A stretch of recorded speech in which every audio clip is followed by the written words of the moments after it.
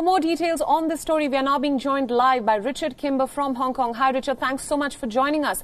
Now, we know that the police has banned the July 1st annual march in Hong Kong over fears of the security legislation and its backlash.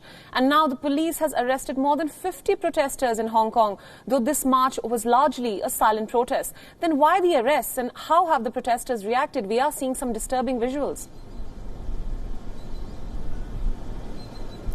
Well, certainly the pro-democracy camp and the protest organisers are determined to continue to show their opposition to this legislation and to the Hong Kong government. They feel that there's no political means for them to do that, which is why they keep coming out and protesting. They're determined to continue to do so on July 1st, as you mentioned, on Wednesday of this week, when this law will likely have already been passed. The expectation is it will be passed on Tuesday morning Hong Kong time, and that they will be their biggest show of demonstrating their continued frustration with the way not only this bill has been introduced, but the specific contents of the bill, which are still unknown to most people in Hong Kong because no draft has been made public here. And so, despite the police banning it, there is a high expectation there'll be a large protest on Wednesday and an expectation that the police, if they continue with their current line of policing, will crack down on that relatively quickly and try and prevent there becoming a large gathering in the way that there was very often last year. Right. Now, the police has said that, they've banned these protests and vigils because of the COVID-19 outbreak. But is that really the true picture, or is there another reason for banning them?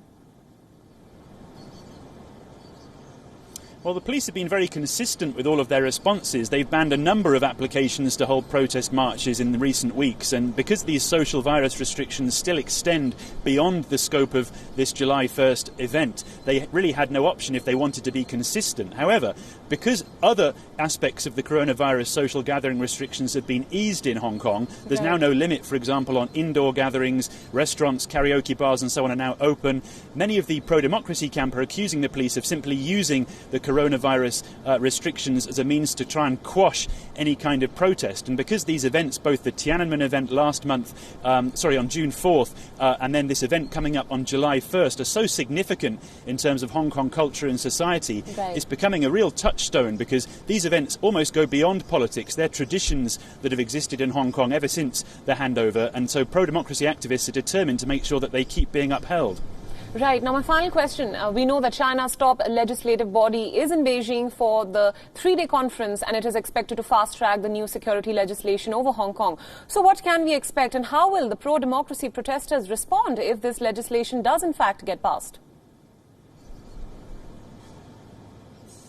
Well, it now seems like there's no real question as to whether it will be passed. It's really, as you say, a case of what will happen next. So some very senior and more prominent pro-democracy figures here in Hong Kong have already said they fully expect to be specifically and individually targeted by this legislation, and they're preparing even to be arrested as soon as this week because they think that the Hong Kong government will enact this law and try and police it very, very quickly. Right. There are other camps that expect that, in fact, Hong Kong will play a longer-term strategy and not seek to implement the law very quickly at all and just let things settle for a time and try and back up their claim that this will just simply stabilise the city and will not affect 99.99% of Hong Kongers. And so rather than do anything too provocative with regards to arresting democracy advocates, they will in fact just let things sit for a while. So that's the uncertainty that exists at the moment, and it also affects the business community because while all this is happening in Hong Kong and China, places like the United States starting to up their rhetoric and talk of sanctions on Hong Kong. Right.